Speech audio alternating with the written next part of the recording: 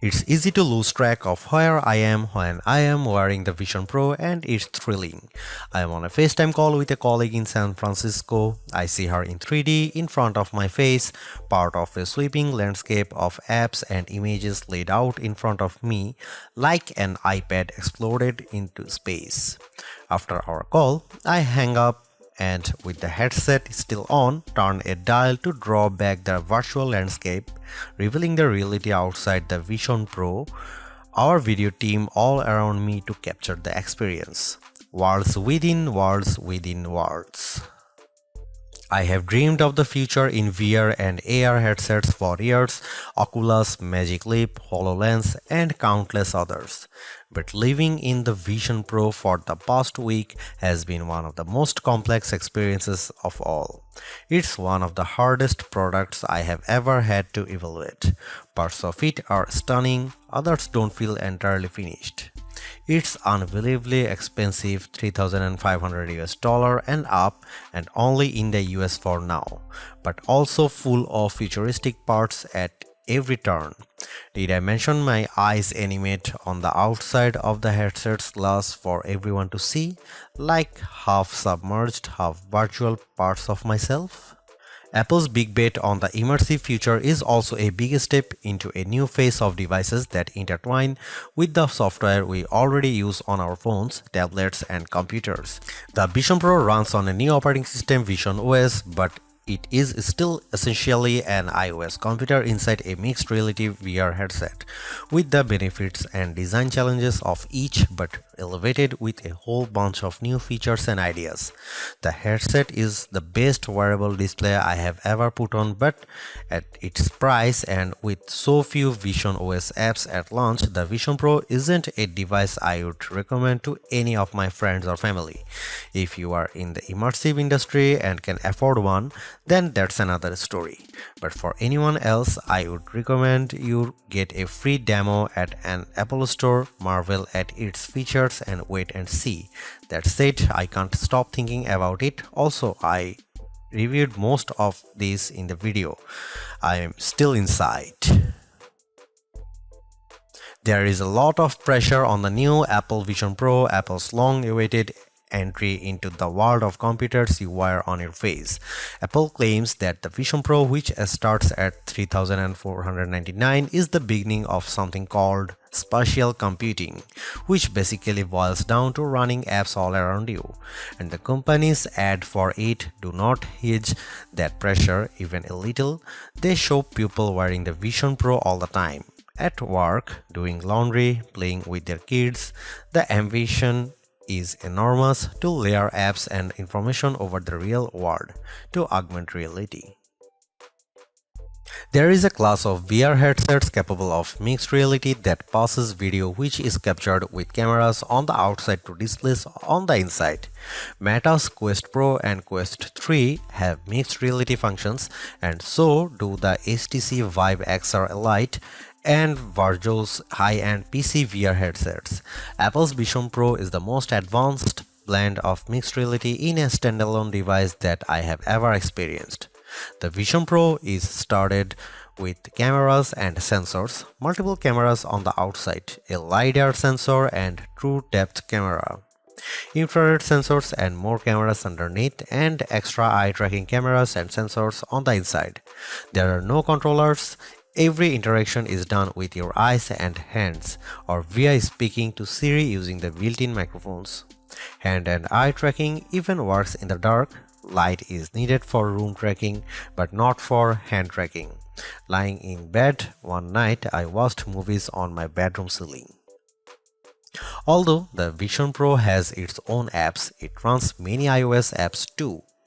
It's hooked into iCloud as well as Apple services like iTunes, Apple TV Plus, and Arcade. There's an M2 chip inside which equates to roughly the same processor in the 13-inch MacBook Air or the last iPad Pro models.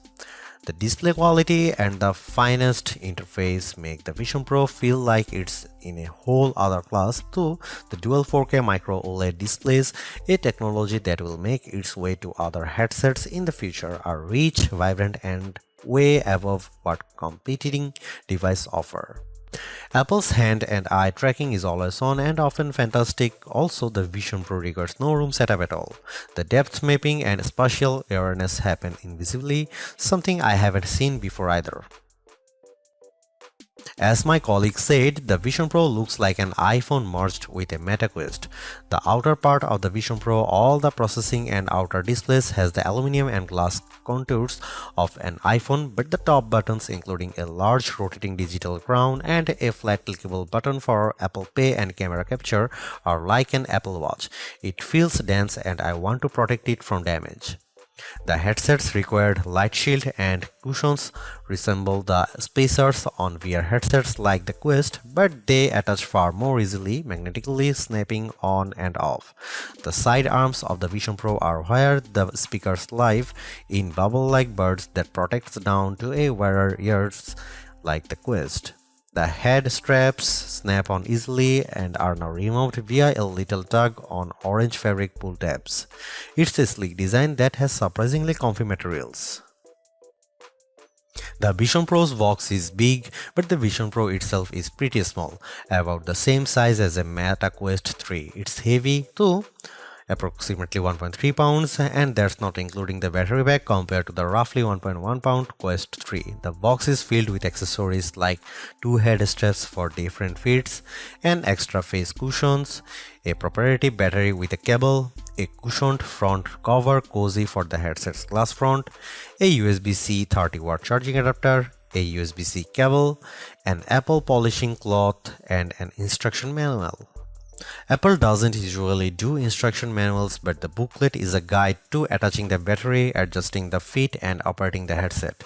It's a sign that setting up and navigating this special computer is a whole new universe and not always intuitive. Unlike many VR headsets, Apple's Vision Pro doesn't work with glasses at all. That's a trend I have seen coming for years and it's upsetting. Instead, Apple requires prescription lens inserts made by Zeiss that cost anywhere from $99 to $149. Meta and other headset manufacturers also have prescription insert options. I have been using a pair of lenses with the Quest 3 made by Zenni. But most other VR headsets also have spacers that allow the wearer to wear glasses too. The Meta Quest Pro, for instance, allows glasses. The Zeiss lenses come in a cardboard sleeve along with a QR code card for setup. Scan the code with the headset's cameras and the device optimizes the displays for the lenses. The lenses snap in magnetically and they are easy to pop on and off. There are parts of the Vision Pro that feels like any other Apple device and parts that decidedly do not. First, I needed to adjust my head straps. The pre-attached solo knit headband feels like a paddle ski Google head strap stretching around the back of my head and tightening with a knob on the side. It's comfy at last, but after half an hour the headset feels top heavy and pushes in on my cheeks a bit. It's fine for short sessions though. The other head strap is a dual loop band that looks like the headband on my CPAP machine and tightens on the back and over the top of my head with Velcro. The weight balance is better. This is better fit for long work sessions. The battery cable to the Vision Pro is odd. It's a locking, unique circular attachment that needs to be slotted in at an angle and then turned to lock in place. It is to prevent losing power when using Vision Pro, but it also means you can't use a regular USB-C cable to power up or charge the headsets unless you route it through the Vision Pro's large, heavy battery, which weighs about 0.75 pounds. I just put the battery beside me and sometimes tuck it in my pocket. The fabric-covered cord to the battery, which isn't removable, is long enough to tuck nearby, but not long enough to snake across a room. Like an iPad or Mac, you can bring your iPhone near to the Vision Pro to start setting it up and it copies your account over easily. Familiar opt-ins are offered: Apple Pay, location services, and sharing data with Apple. Others are less familiar. An eye tracking setup like a video game has you stare at a ring of colored dots and tap your fingers to click on each one. The headset has me stretch my hands out to scan them. Then there is Persona Setup, which scans your face into an uncanny avatar for FaceTime and also puts your eyes on the front of the headset. Welcome to the weirdness. But once that's done, a recognizable grid of apps appears. A lot of Vision OS feels familiar by design. Apple's iOS-based mixed reality OS is its unique software advantage versus any other VR or AR headset out there, and it immediately shows. Once my iCloud account is added, all my hundreds of thousands of emails are there. There are my photos, my notes, my documents, and my Safari bookmarks. An app grid pops up when you press the digital crown, similar to an Apple Watch, but opening apps brings up resizable windows like an iPad in multi-windowed stage manager mode. Apps can be placed anywhere, resized and dragged forward or back in space. That's also true for 3D apps. For the most part, I could widely layer 3D games, What the Golf, Cut the Rope 3, and puzzling places side by side while also watching sports. The apps overlap and ghost over each other, but each one only activates when you look at it and tap your fingers. It can get confusing, but the possibilities of simultaneous work are fascinating. Controls take getting used to. Any icon or button I look at is highlighted, grows in size of glows, and tapping my finger selects it. It's jarring at first but intuitive. Control Center, a pull-down menu on iPhones, is a hovering dot that floats above my field of view.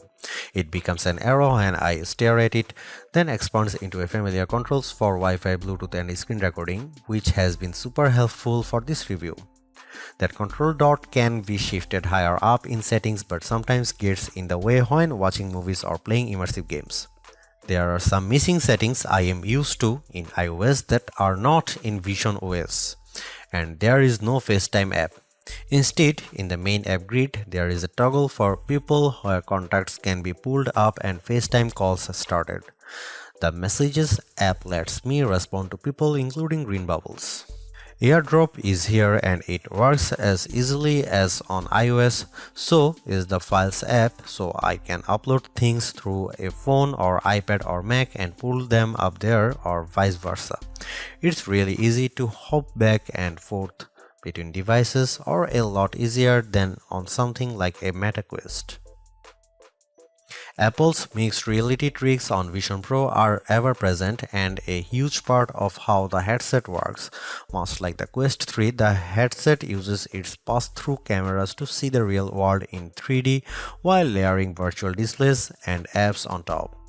Apple does it by default too, from the very first launch screen with an app grid hovering in your room. Apple's pass-through camera are the best I have seen, with almost no distortion. There is a bit of blur and lag when I turn quickly from side to side, and the quality dips in low light, but it's good enough to see details in my room through. I can read my laptop screen, use my phone, check my Apple Watch, or even look at something on TV. Displays and apps float in space with subtle virtual shadowing appearing on my real floor, but virtual screens don't recognize real objects or people, they will just overlap. Virtual displays will block out real things, but Apple has included a clever trick for person recognition that makes anyone in eye view start to ghost through your virtual environment or even apps if you want. It's designed to help with presence and feels like a visual version of Apple's adaptive audio on AirPods that lets conversation in. Turning the large digital crown on top of the headset brings a virtual environment in like a curtain. It can be partial or full. When fully surrounded, you are basically in VR. The crown controls volume too. When you gaze at the volume icon, switching functions from whatever you were previously controlling like it's powered by mind control. There are several immersive environments you can work in, although I expected more. There is the moon, the edge of a volcano in Haleakala, a snowy forest in Yosemite, a lakeside at Mount Hood, a white sand desert, or several filters that tint the pass-through environment. Some apps also have their own sub-environments such as Apple TV, which offers a curtained black box movie theater mode, and Disney Plus, which has some themed Star Wars and Avengers environments.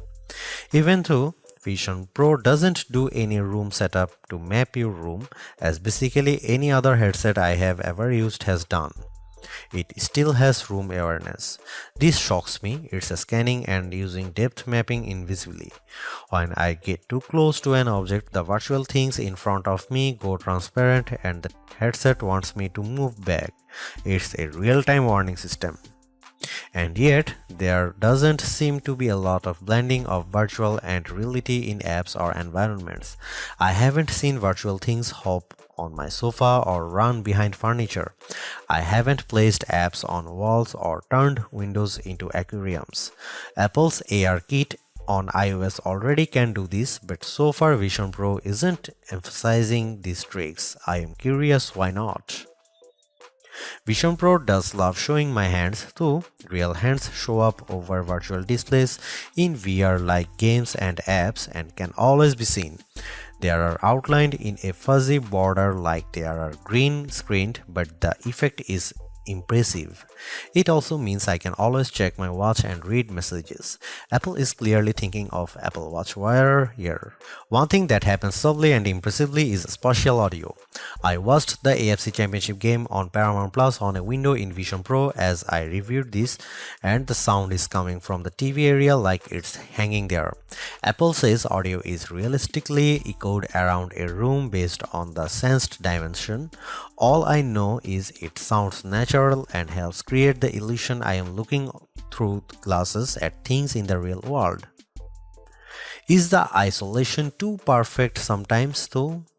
I watch movies with AirPods Pro buds in, tuning my living room into a movie theater. After a while, my son taps me on the shoulder and asks if I am asleep. I say of course not, but my wife says she doesn't like this, that I am so removed from everything. My son calls it a phone for my face. They have a point. My wife also says she is concerned about me getting lost in digital memories. Part of me thinks this is very real, and another part of me thinks this is an extension of what's already happened on our phones. While the Vision Pro creates presence by showing the real world through its pass-through cameras or even replicas of my eyes, it also allows me to close this off, even sealing my audio world completely with AirPods. I can be in my own world, inches from my own family. I had this weird moment watching Ready Player One in 3D in the Vision Pro. I got a little teary. I thought about dreams versus reality. It was a theme I visited when former editor and I reviewed the Oculus Rift back in 2016. Now I am thinking of it again in a whole new way. The Vision Pro comes with its own drawbacks and limits all over the place, but it's also at its best a stunning look at the future. Do I believe in the destination of this mixed reality future? Yeah, I have been writing about it 10 years. I can see it coming. The Apple Vision Pro is a moment where the ecosystems are staring to finally arrive.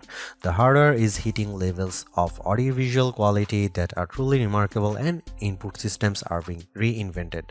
It's an exciting time, and the Vision Pro won't be the only product in the landscape. However, it will likely be the most influential since the Oculus Rift. That said, it's clearly not a device you need to get on board with now. The Mac debuted 40 years ago this month, a coincidence that Apple seems well aware of. The Mac was the birth of modern computing, but few people had the first Mac. Will the Vision Pro be the first step forward modern spatial computing in mixed reality as we know it from now on?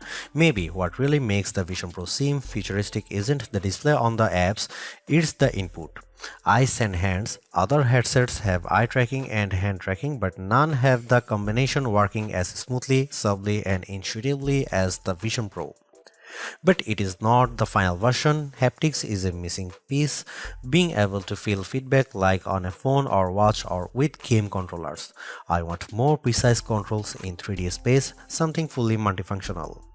I am not sure hand tracking and eye tracking alone can do all of that. Apple already has a haptic response wristband called the Apple Watch, which is starting to get its own gestures with double tap. There is an obvious connection there, but Apple hasn't connected those dots yet. Maybe something neural could be next, like what Meta's exploring. And with players like Samsung and Google coming, as well as a race towards smaller glasses like devices down the road, there will be a lot more changes to come. My favorite things to do on the Quest, games and fitness, aren't on the Vision Pro much.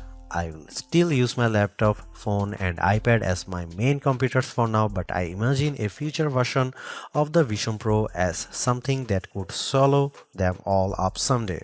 Not today, but I do feel right now that I want to dive back in. Thanks for watching. See you in the next one.